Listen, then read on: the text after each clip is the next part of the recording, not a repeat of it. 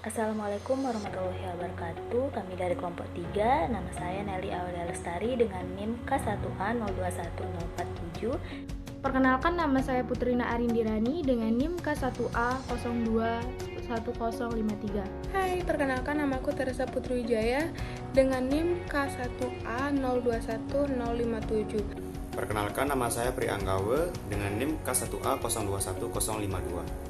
Perkenalkan, saya Firza Fatia Dalila dengan NIM K1A021058.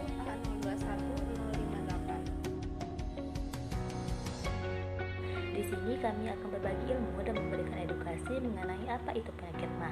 Nah, pasti teman-teman sangat tidak asing mengenai apa sih penyakit MAH itu.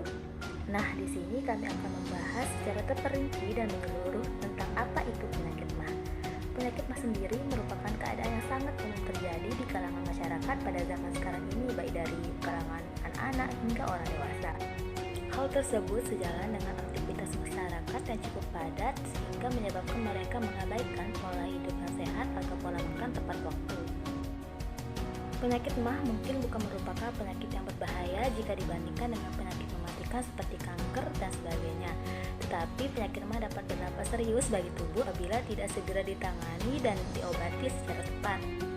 Saat ini penyakit MAH tidak hanya disebabkan oleh waktu makan yang telah saja, tetapi pada zaman sekarang ini banyak sekali anak remaja yang mengidam-idamkan mempunyai tubuh langsing sehingga mereka menerapkan pola diet yang salah atau pola diet yang tidak tepat.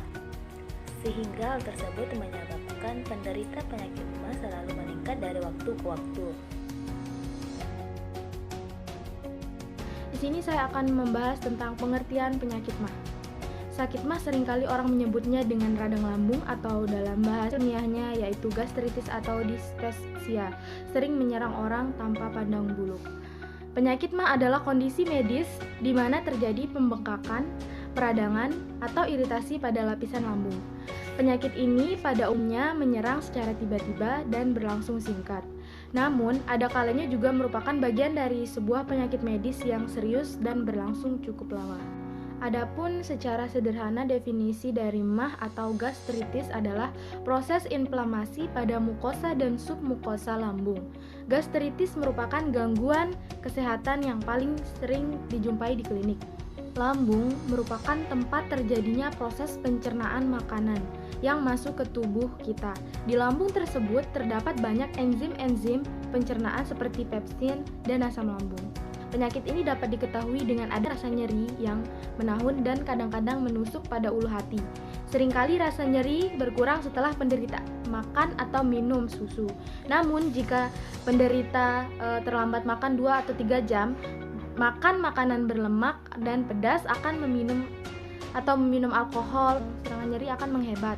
Kerja lambung yang tidak sesuai dengan semestinya akan mengakibatkan gangguan pada lambung manusia dan bisa berakibat fatal jika dibiarkan terus-menerus. Adapun jenis-jenis penyakit MAH. Umumnya masyarakat hanya mengetahui penyakit MAH saja, tetapi penyakit MAH juga mempunyai jenis-jenisnya. Rasa yang tidak nyaman di daerah ulu hati biasanya dirasakan oleh penderita MAH, dengan rasa nyeri, perih, serta keluhan lain seperti mual, kembung, cepat kenyang, merasa penuh, sampai muntah-muntah. Adapun jenis pertama yaitu tipe ulkus. Pada ulkus, penderita akan merasa nyeri di daerah ulu hati sampai tembus ke tubuh bagian belakang. Serangannya terjadi di malam hari. Biasanya rasa nyeri ini hilang setelah makan, tapi kemudian bisa nyeri lagi. Yang keempat yaitu tipe gastroesophageal reflux dysciasis. Gastroesophageal reflux dysciasis, pasien akan merasakan panas di daerah dada seperti terbakar. Selain itu, ia akan merasa ada asam naik sehingga mulut terasa pahit.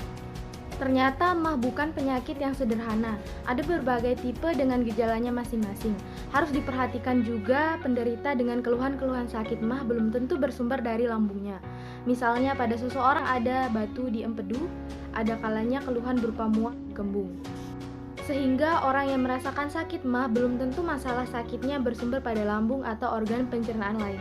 Jadi kalau ada penderita MAH kronis kemudian minum obat yang ada di pasaran lalu sembuh, mungkin suatu saat dia harus kontrol penyakitnya ke dokter. Nah, kalian tahu nggak sih apa penyebab penyakit MAH? Jadi yang pertama, pola makan yang tidak teratur, gaya hidup yang tidak sehat, stres, jam tidur yang tidak baik, merokok, dan minum kopi dalam jumlah takaran yang banyak merupakan penyebab dari penyakit MAH loh. Yang kedua, bakteri. Selain karena pola makan yang tidak teratur, ternyata penyebab lain dari timbulnya penyakit MAH ini dikarenakan oleh bakteri. Dan yang ketiga, penyebab MAH akibat stres. Asam lambung akan meningkat jika seseorang mengalami stres, sehingga jika ada luka yang dalam, tentunya peningkatan asam lambung akan memperhebat keluhannya. Contohnya seperti MAH. Biasanya orang seringkali acuh dengan penyakit ini. Mungkin orang berpikir tidak lebih bahaya seperti penyakit kanker, diabetes, dan masih banyak lagi. Tapi kita tidak boleh menyepelekan penyakit sekecil apapun. Sembuh atau tidak sembuh, tak jarang hanya dibiarkan begitu saja. Suatu penyakit harus diobati, sebab penyakit jika terlalu lama dibiarkan akan berbahaya bagi tubuh si penderita. Mungkin lambungnya akan membusuk dan bisa menjadi kanker lambung dan bahkan bisa merenggut nyawa seseorang. Nah, setelah mendengar penyebab-penyebabnya, ngeri banget kan guys? Apalagi jika kalian menyepelekan itu. Maka dari itu, aku akan kasih kalian tips untuk menghindari penyakit MAH. Check it out. Tips untuk menghindari penyakit MAH. Jadi yang pertama, jangan makan makanan yang pedas dan asam karena akan merangsang perut kalian. Yang kedua, hindari makanan dan minuman yang akan meningkatkan asam lambung. Contohnya seperti kopi, peppermint, susu, tomat, coklat, kacang, dan alkohol. Dan yang ketiga, hindari minum-minuman yang dingin, sebab minuman dingin dapat menonaktifkan enzim pencernaan kalian. Dan yang keempat, makan secara teratur, secukupnya, dan sebelum makan, tidak lupa untuk mencuci tangan. Dan yang kelima, jangan banyak pikiran karena akan berakibat stres. Nah, selain itu, aku juga punya cara yang lain, yaitu cara tradisional untuk menyembuhkan penyakit MAH. Yaps, betul sekali, dengan jamu atau resep tradisional. Jadi, yang pertama, kalian harus siapkan kunyit. Jadi, kunyitnya kalian harus parut dan hanya diambil sarinya saja. Selanjutnya, tuangkan 1 sendok madu, kemudian campur keduanya dengan kuning telur ayam kampung. Nah, selanjutnya, kalian tuh harus minum resep ini setiap hari sebelum tidur. Minumnya harus secara teratur sampai merasa benar-benar sembuh dari pengalaman sebelumnya. Dengan minum resep ini sebulan, penyakit MAH Anda bisa sembuh loh. Silahkan dicoba.